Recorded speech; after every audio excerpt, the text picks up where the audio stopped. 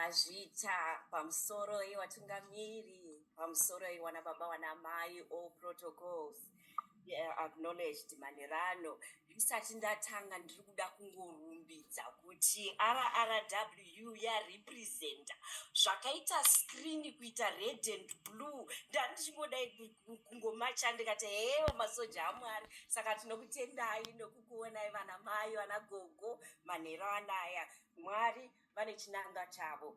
Faith encouragement yedu yanhasi inoti iwo munamato une simba. Maichikumbindi maita nekutitangira nemunamato wakasimba. Nekuti nhasi vadikani ndati ndikuyeuchidzei kuti tiri kutanga gore kudai ngatiyeukei nekurangarira kuti munamato une simba. Ngatisanete kunamata nekuti nedzimwe dzemanguva zvinhu zvinoitika muupenyu zvinoita kuti tisange tiine simba rekumuka tichinamata. Manhero ano ndinokuyeuchidzai kuti paunoti sei ndiri kungonzwa kuneta, ndiri kutadza kunamata, Satani anenge ari pabasa rekuti vakudzivirirei kuti mutaure naMwari. Munamato unoita kuti titaure naMwari.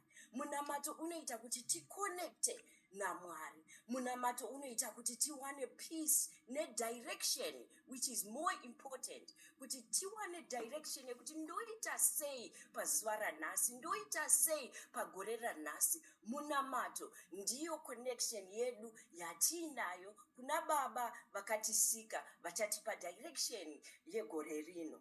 Vadikani, munamato inzira ine simba yekusangana naMwari. Munamato unorerutsa zvinorema uye munamato unosimbisa apo tinoona matambudziko.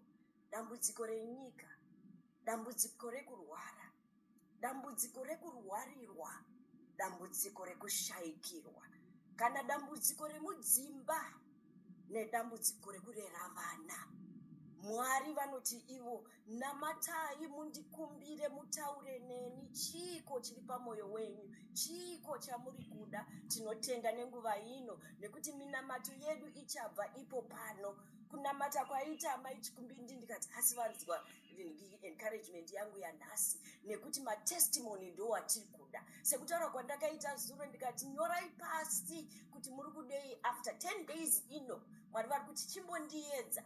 Unditi Mwari pa 10 days pano ndoda kuti mundiratidze nzira. Pa 10 days pano ndoda kuti mundiratidze kuti ndiri on the right path yegore rino. Vadikani, gore rino ingore rekudairwa kweminamato. Musasaririre musati ndezvanhingi. Gore rino ndezvemumwe nemumwe wedu wese ari panapa.